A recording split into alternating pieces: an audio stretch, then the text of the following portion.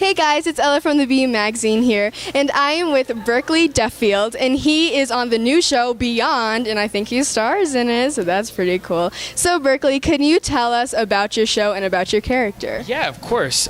So Beyond centers around my character Holden, who unbelievably wakes up from a coma after being in it for 12 years. And he has the mind of a 13-year-old in his 25-year-old body, and he really doesn't recognize the world, his friends, his family, and on top of that, if that isn't enough to deal with, he has these supernatural abilities that he is now sort of in touch with, and he's starting to learn what those mean. That's crazy. I'm Wants excited to see it. Oh my gosh. Switch across the room, you know what I mean? So everyone wants those superpowers. Right? So Burkely, around the whole idea of supernatural powers, do you think humans have the ability to have supernatural powers? Ooh, even if we don't wake up from a coma 12 years later? Yeah, exactly. Without the coma, like a latent power. I'd like to think so. I mean, that would be pretty cool to wake up one morning and be some sort of superhuman hero person that could save the day. So I'd like to say yeah, because I'd like to think that one day I'm going to be able to wake up and fly to work, because that would be pretty nice. I like your answer. That's really cool. And if you could have any superpower imaginable, what would it be? Ooh, that is a good question.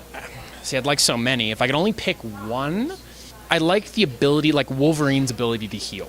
Like, I think like if I fall down, twist my ankle, scrape my knee, or I could just jump off to go just right there, I would be fine. And break a leg, it's cool. So I think that would come in handy a lot, especially because I'm a bit of a klutz sometimes, so I fall down a bit. Aren't we all? Yeah. And since I'm Be Silly Ella, and everybody loves to be silly even if they're a little insecure about it, I like that. You're Canadian. I am. So can you do your best stereotypical Canadian accent? I feel like, especially for people that accents range, but I feel like in Canada, the stereotypical one is where you exaggerate your vowels. So if you had to talk about things that are going on, I think it would sound a little bit like this or something like. I think that's how. Is that how I sound? No, but I think you got the stereotypical. That, right? Yeah, it's making it work. Yeah, that's okay, making cool. it work. And American accents. Could you do one of those? Yeah, I feel like they sound similar, but the one that I feel like New Yorkers really have that. That was English, goodness. Apparently I can't do it. But I'd say a New Yorker or a Texan accent would be two ones that come to my mind right away. Right, yeah, like that southern, like a drawl. New York or something. New York. Yeah, see, and I go to English. I don't know what it is. I do that. Apparently I need to spend more time in New York. I think that's so. what it comes down to. Yeah, okay. Yeah. Travel to New York. That works. That works. So your show seems very intense, and I'm excited to watch it. But on screen, we see the intense side of Burkely, the serious side of Burkely. Yep.